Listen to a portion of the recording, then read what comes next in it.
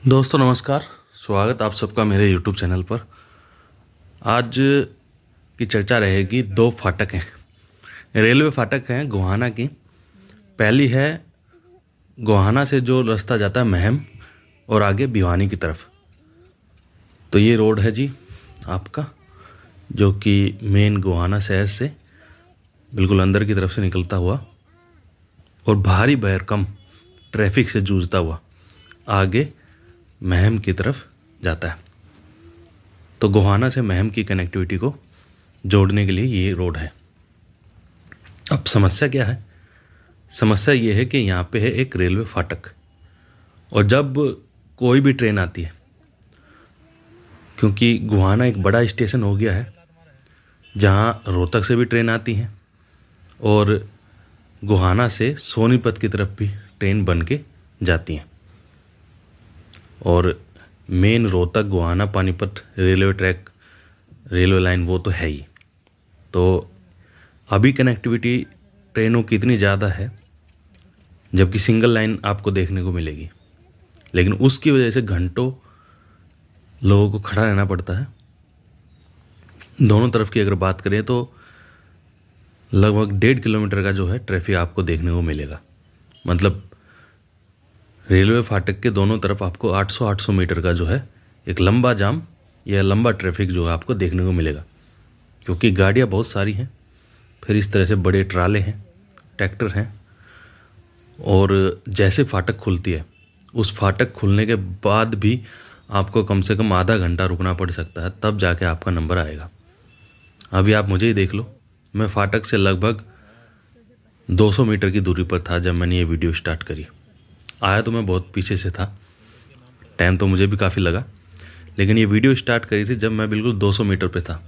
अब 200 मीटर के लिए मेरे को 2 मिनट हो चुके हैं और अभी फाटक क्रॉस नहीं हुई, मैं बीच में हूँ। फिर इस तरह से लोग गाड़ियाँ क्रॉस कर रहे हैं, फिर सामने से इस तरह से बड़ी ये मशीन आ रही है, तो बड़ा समस्या हो जाती है, और आपको गाड़ी भी बचानी है और आपको समय से ये रेलवे ट्रैक जो है ये फाटक ये भी पार करनी है। तो यहाँ एक फ्लाईओवर का निर्माण होना चाहिए। अभी हो जाएगा तो ठीक रहेगा, नहीं तो आने वाले समय में ट्रैफिक तो बढ़ेगा ही। ट्रैफिक तो किसी भी शहर का, चाहे वो गांव ही हो छोटा सा, उसका भी आने वाले समय में ट्रैफिक बढ़ेगा ही, घटेगा कहीं का भी नहीं।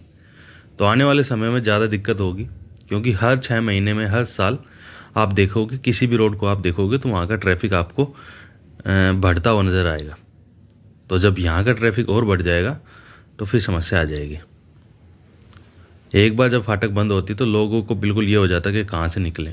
वैसे रास्ते और भी हैं। अब बात करते हैं दूसरी फाटक की। ये है जी आपका रास्ता जो गोहाना से जुलाना की तरफ जाता है, और इसका पहला जो बड़ा गांव पड़ता है वो है बड़ौदा।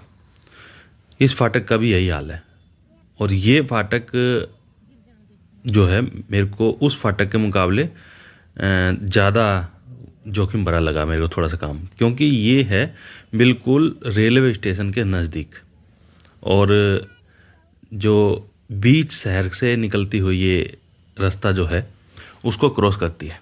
ये फाटक से जब आप जाओगे तो बिल्कुल आप शहर के बीचों बीच पहुंच जाओगे। तो जो शहर की गाड़ियां हैं उनको तो आना जाना इधर से ही होता है, उस लिहाज से गाड़ियां भी बहुत सारी हैं।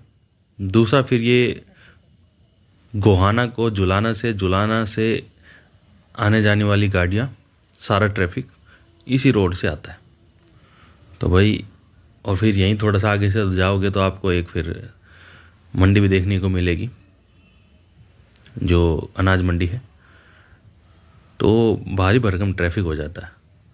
तो मैं इतना ही कहूँगा भाई, अगर कोई अधिकारी, प्रशासन, कोई महकमा, कोई नेतागण इस वीडियो को देख रहे हो तो हाल फिलहाल अगर इधर आप फ्लाईओवर का निर्माण शुरू करवा देते हो तो मुझे लगता है वो ठीक रहेगा। देखो कैसे बाइक वाले निकाल के ले गए छपरी टाइप, क्योंकि आने वाले समय में ट्रैफिक बढ़ेगा, और जैसे ट्रैफिक बढ़ता है तो फिर फ्लाईओवर बनाने में भी दिक्कत आती है।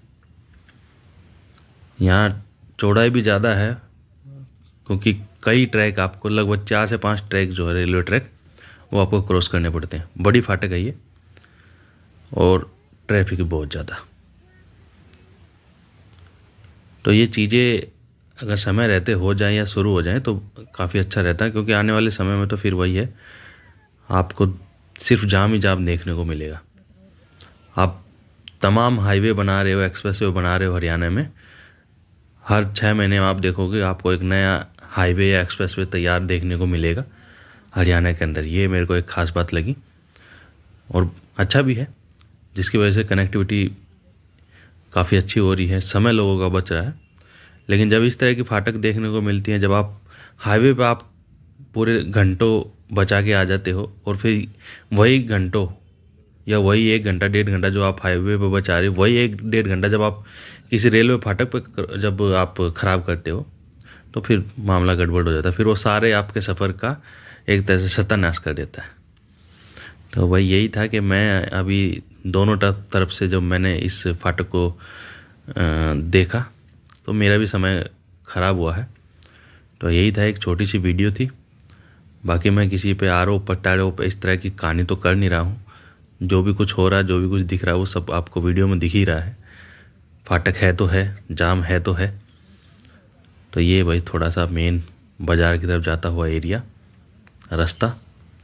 अच्छा, मैं नया हूँ मतलब क्या है कि मैं तो अभी आया हूँ, साल में 6 महीने में कभी कभी आना होता है गोवाना। तो मेरे को ये रहता है कि इधर से निकाल लूँ, ऐसे इस ट्रैक्टर के आगे कर लूँ, ये कर लूँ।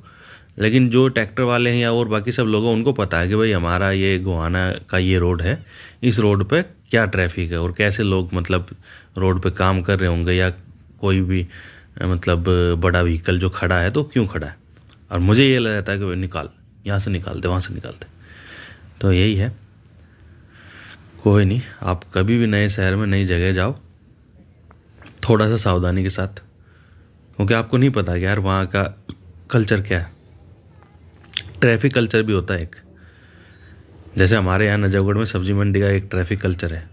वहाँ आप कितना भी जोर जबरदस्ती कर लो, आप नहीं निकल पाओगे, क्योंकि जगह ही नहीं है, निकलोगे क्या। तो वहाँ आपको संयम से काम लेना पड़ेगा। आप आराम से चलते चली जाइए, 5 मिनट से 7 मिनट के अंदर आप उस सब्जी मंडी को क्रॉस कर लोगे। वहाँ जल्दबाजी करने की कोई आवश्यकता नहीं है। तो ठीक वैसे ही यहाँ पे है, ये 20 शहर का रास्ता है। यहाँ पे आप जल्दबाजी करोगे तो आप किसी में अटैच हो जाओगे, ठुक जाओगे, आपका भारी भरकम नुकसान हो जाएगा, सामने वाले का भी हो जाएगा। तो बस वही है, पेशेंस रखें और 5 से 10 मिनट लगेंगे, आप हो जाओगे क्रॉस। तो भाई ये एक वीडियो थी, एक जानकारी थी, एक सुझाव था। किसी मंत्री को, किसी विभाग को, किसी रेलवे डिपार्टमेंट को आपको पसंद आया हो तो ज़रूर कमेंट करें। Thank for watching.